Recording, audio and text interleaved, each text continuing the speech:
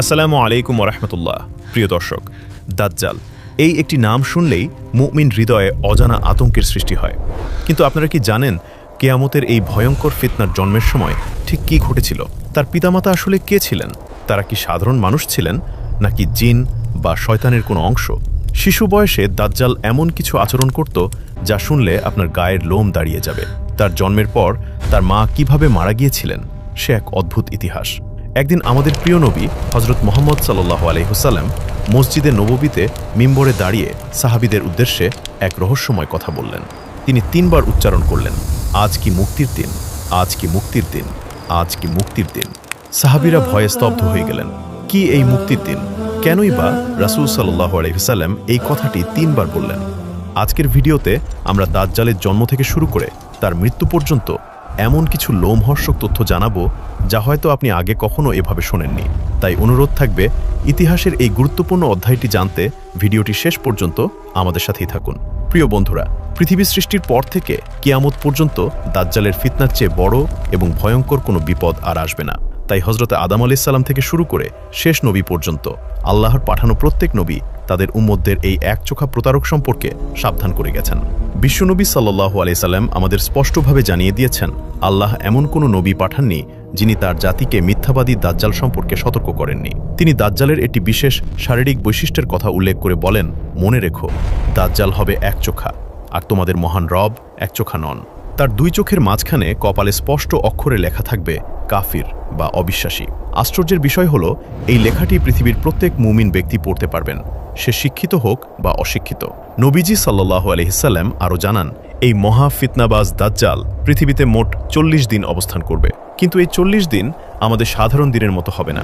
এর ভয়াবহতা বোঝাতে গিয়ে রাসূল সাল্লাল্লাহু আলাইহি সাল্লাম বলেন, তার প্রথম দিনটি হবে 1 বছরের সমান দীর্ঘ, দ্বিতীয় দিনটি হবে 1 মাসের সমান এবং তৃতীয় দিনটি হবে 1 সপ্তাহের সমান, আর বাকি দিনগুলো তোমাদের সাধারণ দিনের মতোই অতিবাহিত হবে। চিন্তা করুন, 1 বছরের সমান একটি দিন কতটা দুর্বিষহ হতে পারে। এবার আসা যাক দাজ্জালের জন্মবৃত্তান্তে। হাদিসের বর্ণনায় এসেছে এক অদ্ভুত দম্পতির কথা। দাজ্জালের পিতা এবং মাতা দীর্ঘ 30 বছর ধরে সন্তানহীন ছিলেন। তারা সন্তানের জন্য হাহাকার করতেন। দীর্ঘ 3 দশক অপেক্ষার পর তাদের ঘরে জন্ম নেয় এক অদ্ভুত ও বিকট দর্শনপুত্র সন্তান। এই সন্তানটি ছিল পৃথিবীর জন্য সবচেয়ে ক্ষতিকর এবং তার দ্বারা উপকারের আশা ছিল শূন্যের কোঠায়। শিশুটির জন্মের পর দেখা গেল এক অস্বাভাবিক দৃশ্য। তার চোখ দুটি সবসময় বন্ধ থাকত, যেন সে গভীর ঘুমে আচ্ছন্ন, কিন্তু তার অন্তর বা কলব সবসময় জাগ্রত থাকত। দাজ্জালের পিতামাতার শারীরিক গঠনও ছিল বেশ অদ্ভুত। বর্ণনায় পাওয়া যায় তার পিতা ছিলেন অত্যন্ত লম্বা গড়নের, কিন্তু শরীরে মাংস ছিল খুব কম। তার নাকটি ছিল সাধারণ মানুষের মতো নয়, বরং পাখির ঠোঁটের মতো লম্বা ও বাঁকানো। অন্যদিকে তার মা ছিলেন ঠিক তার উল্টো। তিনি ছিলেন অত্যন্ত স্থূল বা মোটা শরীরের অধিকারী এবং তার হাতগুলো ছিল অস্বাভাবিকভাবে লম্বা। তার স্তন বা বক্ষ ছিল বেশ বড়। এই অদ্ভুত শিশুটি জন্মের পর দিন রাত শুধু ঘুমিয়েই থাকত। সে মায়ের দুধ পান করত না বললেই চলে। এর ফলে ঘটে এক মর্মান্তিক ঘটনা। শিশুটি দুধ পান না করায় তার মায়ের শরীরে অতিরিক্ত দুধ জমে বিষক্রিয়ার সৃষ্টি হয় এবং এই কারণেই তার মায়ের মৃত্যু হয়। মায়ের মৃত্যুর পর তার পিতা তাকে ছাগল ও গরুর দুধ খাইয়ে বড় করতে থাকেন।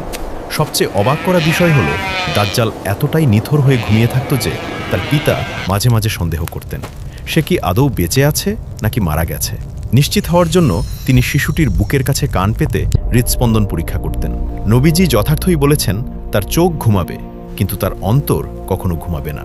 শিশু বয়সে সে ছিল অনেকটা পক্ষাঘাতগ্রস্ত রোগীর মতো। নিজের জায়গা থেকে নড়াচড়া করার ক্ষমতাও তার ছিল না। দাজ্জাল বড় হওয়ার সাথে সাথে তার ফিতনা প্রকাশের প্রস্তুতি নিতে থাকে। তার চেহারা সম্পর্কে আব্দুল্লাহ ইবনে ওমর থেকে একটি হাদিস বর্ণিত আছে। রাসূল সাল্লাল্লাহু আলাইহি ওয়াসাল্লাম একদিন স্বপ্নের কথা উল্লেখ করে বলেন, দাজ্জাল হবে স্থূল ও লালচে বর্ণের। তার ডান চোখটি হবে অন্ধ এবং সেটি দেখতে হবে ফোলা আঙ্গুরের মতো, যেন চোখটি কোটর থেকে বাইরের দিকে বেরিয়ে আছে। সে নিজেকে আল্লাহ বলে দাবি করবে এবং মানুষকে বিভ্রান্ত করতে এমন সব ভেলকিবাজি দেখাবে যা দেখে দুর্বল ইমানের লোকেরা সহজেই ধোঁকা খেয়ে যাবে। তার কাছে জান্নাত এবং জাহান্নামের মতো দুটি জিনিস থাকবে, কিন্তু সাবধান। রাসূল সাল্লাল্লাহু আলাইহি ওয়াসাল্লাম বলেছেন, দাজ্জাল যাকে জান্নাত বলবে সেটি মূলত জ্বলন্ত আগুন বা জাহান্নাম, আর যাকে সে জাহান্নাম বলবে সেটিই হবে প্রকৃত জান্নাতের প্রশান্তি। আল্লাহ তাকে পরীক্ষা হিসেবে কিছু অতিপ্রাকৃত ক্ষমতা দেবেন। সে আকাশকে আদেশ দিলে আকাশ থেকে বৃষ্টি বর্ষিত হবে, মাটিকে আদেশ দিলে মাটি ফসল উৎপাদন করবে, এমনকি সে একজন মানুষকে হত্যা করে দ্বিখণ্ডিত করবে এবং দর্শকদের সামনে তাকে পুনরায় জীবিত করে তুলবে। তারপর দম্ভ করে বলবে, আল্লাহ ছাড়া কি এই কাজ কেউ করতে পারে? এই দৃশ্য দেখে অগণিত মানুষ তাকে প্রভু হিসেবে মেনে নিয়ে বেঈমান হয়ে যাবে। দাজ্জাল যখন আত্মপ্রকাশ করবে তখন তার প্রধান অনুসারীরা হবে ইহুদি জাতি। বিশেষ করে ইরানের ইস্পাহান নগরী থেকে ৭০,০০০ ইহুদি তাকে মসিহ হিসেবে বরণ করে নেবে। তারা সবুজ রঙের বিশেষ এক ধরনের চাদর পরিধান করে তার সাথে যোগ দেবে। এছাড়াও তুর্কি বংশোদ্ভূত কিছু জাতি, মরুভূমির অশিক্ষিত বেদুইন এবং নারীদের একটি বিশাল অংশ তার ফিতনায় পড়ে তার অনুসারী হবে। পৃথিবীতে তার চলাচলের গতি হবে কল্পনাতীত। রাসূল সাল্লাল্লাহু আলাইহি ওয়াসাল্লাম বর্ণনা মতে, মেঘকে বাতাস যেভাবে দ্রুত গতিতে তাড়িয়ে নিয়ে যায়, দাজ্জাল ঠিক সেভাবে এক প্রান্ত থেকে অন্য প্রান্তে ছুটে বেড়াবে। পৃথিবীর এমন কোনো গ্রাম বা শহর বাকি থাকবে না যেখানে তার পদধূলি পড়বে না। মানুষ তার ভয়ে পাহাড় জঙ্গলে লুকিয়ে থাকবে, কিন্তু দুটি পবিত্র স্থান মক্কা এবং মদিনা তার জন্য নিষিদ্ধ থাকবে। এবার আসি সেই মুক্তির দিনের ঘটনায়, যা শুরুতে বলেছিলাম। মুহজিন ইবনে আদরা রাদিয়াল্লাহু বর্ণনা করেন, রাসূল সাল্লাল্লাহু আলাইহি ওয়াসাল্লাম খুতবার সময় ৩ বার মুক্তির দিনের কথা বলেছিলেন। সাহাবীদের প্রশ্নের জবাবে তিনি জানান, দাজ্জাল সারা পৃথিবী চষে বেড়ালেও মক্কা ও মদিনায় ঢুকতে পারবে না, কারণ এই দুই পবিত্র নগরীর প্রতিটি প্রবেশপথে ফেরেশতারা উন্মুক্ত তরবারি হাতে পাহারায় থাকবেন। দাজ্জাল মদিনায় ঢুকতে ব্যর্থ হয়ে উহুদ পাহাড়ের কাছে জুরফ নামক একটি লবণাক্ত বা অনুর্বর সমতল ভূমিতে তার তাঁবু গাড়বে। সে উহুদ পাহাড়ে দাঁড়িয়ে মদিনার দিকে তাকিয়ে তার অনুসারীদের বলবে, ওই যে দূরে সাদা প্রাসাদটি দেখা যাচ্ছে, ওটা কি তোমরা দেখতে পাচ্ছ? ওটা হলো আহমদ সাল্লাল্লাহু আলাইহি ওয়াসাল্লাম ও এর মসজিদ। এরপর মদিনা শহরে ৩টি বড় ধরনের কম্পন বা ভূমিকম্প হবে। এই কম্পনের ফলে মদিনার ভেতরে লুকিয়ে থাকা যত মুনাফিক, পাপাচারী নারী ও পুরুষ আছে, তারা ভয়ে দাজ্জালের কাছে বেরিয়ে যাবে। এভাবেই মদিনা শহর মুনাফিকদের থেকে পবিত্র হয়ে যাবে। রাসূল সাল্লাল্লাহু আলাইহি ওয়াসাল্লাম এই দিনটিকেই নাম দিয়েছেন ইয়াউমুল খালাস বা মুক্তির দিন, কারণ সেদিন মদিনা পাপীদের জঞ্জাল থেকে মুক্তি পাবে। সেই কঠিন সময়ে সত্যিকারের মুমিনরা দাজ্জালের ফিতনা থেকে বাঁচতে সিরিয়ার জাবাল আদ-দোখানের দিকে আশ্রয় নেবে। দাজ্জাল তাদের ঘেরাও করে ফেলবে এবং তারা চরম খাদ্য সংকট ও কষ্টের সম্মুখীন হবে। ঠিক যখন মুমিনদের অবস্থা শোচনীয় হয়ে পড়বে, তখনই আসবে চূড়ান্ত বিজয়ের মুহূর্ত। আল্লাহ তাআলা হযরত ঈসা ইবনে মারিয়াম আলাইহিস সালামকে পৃথিবীতে পাঠাবেন। তিনি দামেশক শহরের পূর্ব দিকের সাদা মিনারের কাছে 2 জন ফেরেশতার কাঁধে ভর দিয়ে অবতরণ করবেন। তার আগমনের সংবাদ পেয়ে দাজ্জাল পালানোর চেষ্টা করবে, কিন্তু হযরত ঈসা আলাইহিস সালাম তাকে ধাওয়া করবেন এবং ফিলিস্তিনের লুদ নামক স্থানে তাকে ধরে ফেলবেন।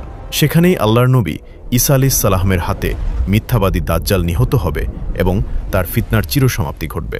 প্রিয় দর্শক, দাজ্জালের এই ফিতনা মানব ইতিহাসের সবচেয়ে কঠিন পরীক্ষা। আমরা আল্লাহ তাআলার কাছে এই ফিতনা থেকে আশ্রয় চাই। ভিডিওটি ভালো লাগলে শেয়ার করে অন্যদের জানার সুযোগ করে দিন। আল্লাহ আমাদের সবাইকে ঈমানের সাথে মৃত্যুদান করুন। আমিন।